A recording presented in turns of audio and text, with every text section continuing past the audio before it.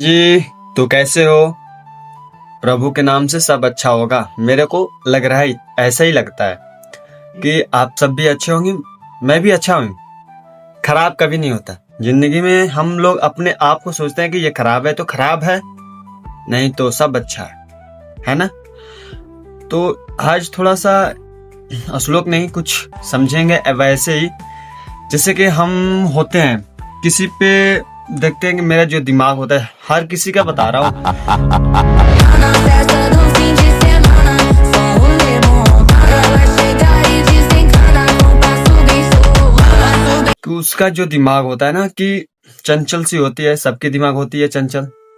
हर बात मान लेता है किसी, मतलब जैसे कि मैं उस टॉपिक पे बात करूं, जैसे कि हम भागवत गीता जानते हैं, पढ़ते हैं, और मोबाइल में जो भी आता है हम देखते हैं।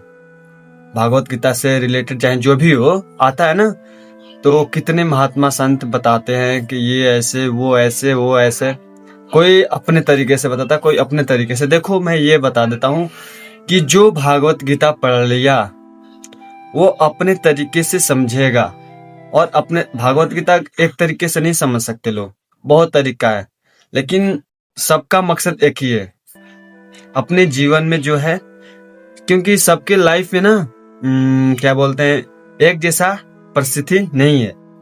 तो वैसे ही सबकी परिस्थिति जैसे एक समान नहीं है, तो वैसे ही भागवत गीता समझने की परिस्थिति एक जैसी नहीं हो सकती। सबका अलग अलग तरीके से समझ सकता है कोई।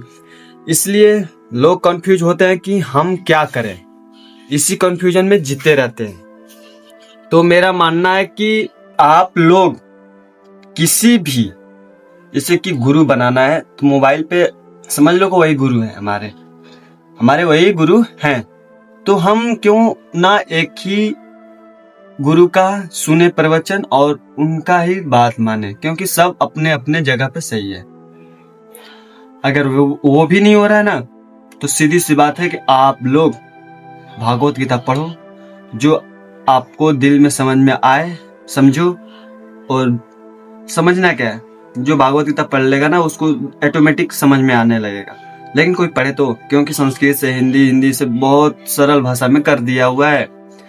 लेकिन कुछ नहीं, आप लोग खामोखा किसी इनका प्रवचन सुन के कंफ्यूज हो जाते हो। वो तो अपना बता ही रहे, अच्छी ही बात बताते हैं, लेकिन आप लोगों का समझने में ना वो गलत फहमी हो जाती है कि हम क्या करें, कैसे करें, क्या नहीं, आप वो हो जाते हो। तो कुछ नहीं है इसमें, अपने लाइफ में जो है ना उसको अच्छे से निभाओ। जो हमें मिला है कर्तव्य कर्म, इतना समझ लो कि हमारा अपना कर्तव्य कर्म निभाना है और प्रभु का नाम लेते रहना। और इतना छोटी सी शब्द है, बस यही है पूरा भागवत गीता में।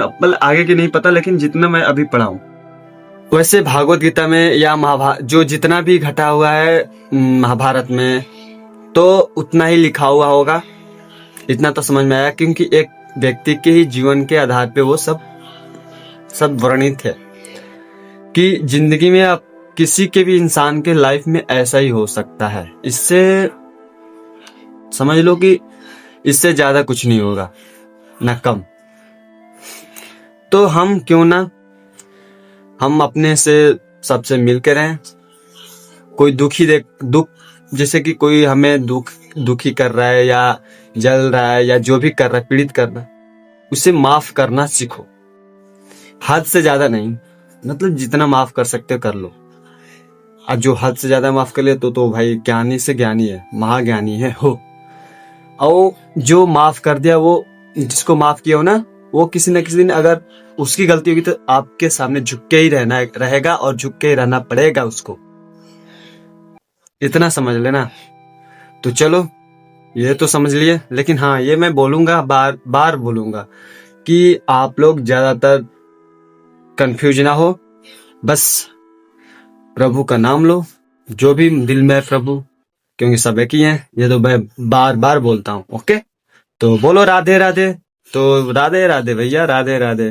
तो हम चलते हैं अब जॉब पे।